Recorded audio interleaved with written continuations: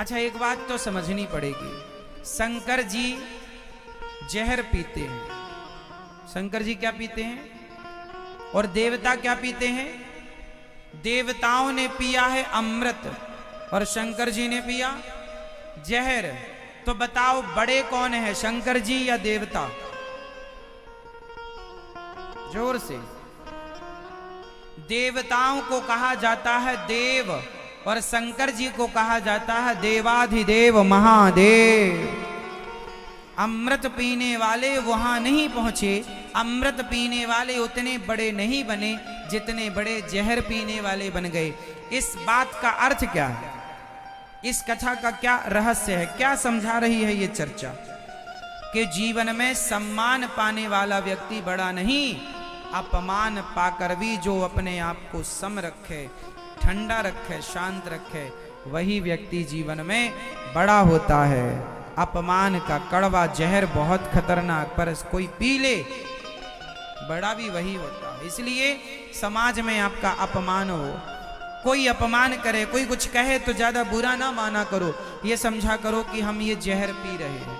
P low, P लोगे तो शायद तब थोड़ी जलन हो, शायद तब थोड़ी तकलीफ हो, पर बाद में आनंद ही आनंद होगा।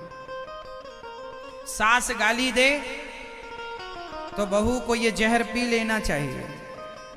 बहू गाली दे तो सास को ये गाली का जहर पी लेना चाहिए। पिता गाली दे तो पुत्र को ये जहर पी लेना चाहिए। भाई गाली दे, ये सारे जहर पी लो, और जब जहर पियोगे तो बड़े बनोगे। अपमान सहोगे तो बड़े बनोगे।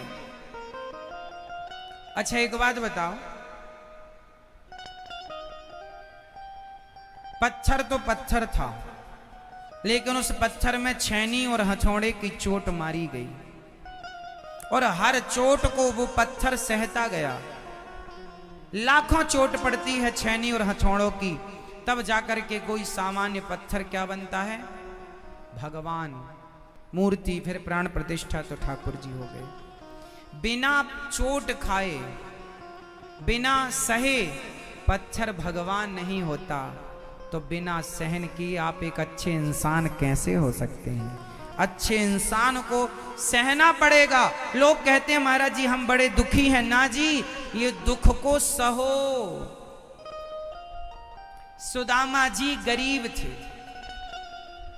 यदि उस गरीबी के दर्द को ना सहा होता तो क्या आज इतिहास में, क्या पुराणों में आज सुदामा जी का नाम होता? क्या सुदामा जी की कोई कथा होती?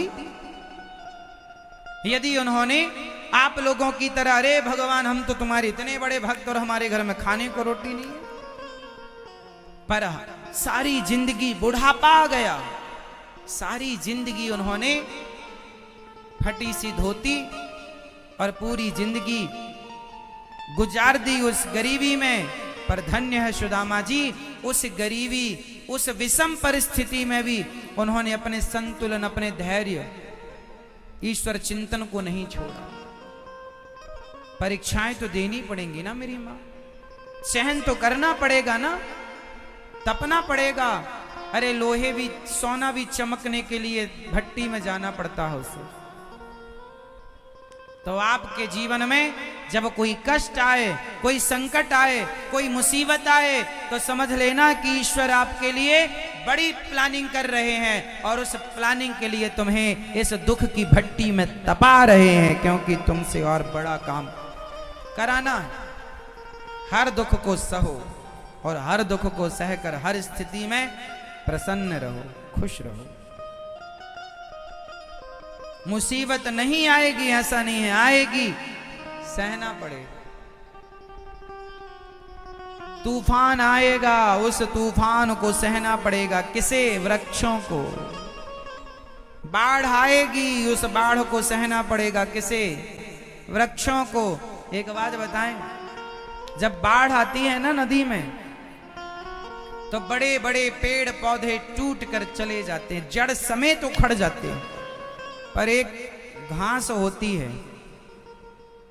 एक दिन समुद्र ने नदी से कहा कि तुम बड़े बड़े वृक्ष, पेड़ पौधे तो बहा कर लाती हो नदी, तुम घास नहीं लाती।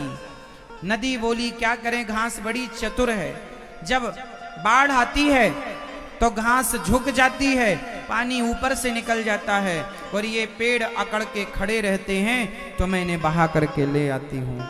जीवन में जो अकड़ जाएगा वो बह जाएगा, झुक जाएगा सो रह जाएगा। झुकता वही है जिसमें जान होती है, अकड़ खास मुर्दे की पहचान होती है। इसलिए जीवन में शंकर जी की तरह बनो। भगवान शंकर गालियां खा रहे हैं, अपमान सह रहे हैं, चुप हैं, कोई उत्तर नहीं। आपको भी थोड़ा झुकना सीखना चाहिए। रिश्ते यदि झुकने से बचते हो तो बचा लेना चाहिए, और झुकता तो वही है ना जिसमें जान होती है। अकड़ खास मुर्दे की, झुकना सीखिए, झुकिए। कई लोग टूट जाते हैं, रिश्ते तोड़ लेते हैं, झुकते नहीं है, गलत बात।